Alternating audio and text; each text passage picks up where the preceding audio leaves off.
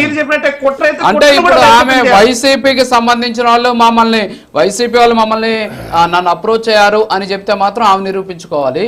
కానీ బిఆర్ నాయుడికి నాకు ఉన్నటువంటి ఆర్థిక పరమైనటువంటి అంశాలు లేకపోతే రిలేషన్షిప్ కి సంబంధించిన మాటలు మాత్రం వైసీపీ వాళ్ళు కన్ఫర్మ్ చేసి వైసీపీ వాళ్ళు దాన్ని ముందుకొచ్చి మీరు మాట్లాడేసి బిఆర్ నాయుడు మీద మీరు మాట్లాడేస్తారు, అంతేనా సార్? అంటే వైసీపీ వాళ్ళు పోయి ఆ మహిళని వాటేసుకోమని చెప్పి బిఆర్ నాయుడు గారికి ఏమన్నా చెప్పారా?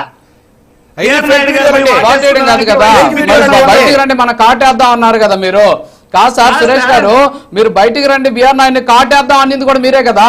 ఆమె ఆ లేఖలో ఉంది కదా, అది మరి వాటి తర్వాత సంగతి కాటేస్తాం అని కూడా రాస్తున్నారు కదా. సంబంధం లేదు. బిఆర్ నాయుడు గారు చేసినటువంటి ఈ అనైతిక చర్య అంతటికి కారణం అవుతుంది తప్ప వైసీపీ వాళ్ళకి ఏం సంబంధం? ఇలాంటి అనైతిక కార్యక్రమాలు చేయమని వైసీపీ నాయకులు ఏమైనా బిఆర్ నాయుడు గారికి చెప్పారా? లేదంటే సదరు మహిళకి ఏమైనా చెప్పారా? వాళ్ళు చేసినటువంటి వ్యవహారం వెలుగులోకి వచ్చింది. దాని మీద బిఆర్ నాయుడు గారే మొదట ఏం చెప్పారు?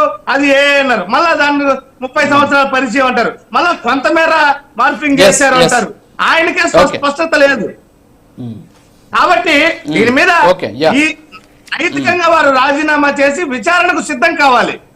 అప్పుడే దీని మీద పారదర్శకమైనటువంటి రీతిలో ఈ ఏదైతే విచారణ జరిగేటువంటి అవకాశం ఉంది తప్ప వారు పారదర్శకంగా ఈ యొక్క దీనికి అడ్డుపడము, పదవుల్లోనే ఉంటూ దాన్ని ప్రభావితం చేయాలనుకోవడం తప్పు. ఒక చిన్న బ్రేక్ ఉంది సార్, బ్రేక్ తర్వాత కంటిన్యూ చేద్దాం. ఒక బ్రేక్ తర్వాత మళ్ళీ మనం కంటిన్యూ చేద్దాం. Break please.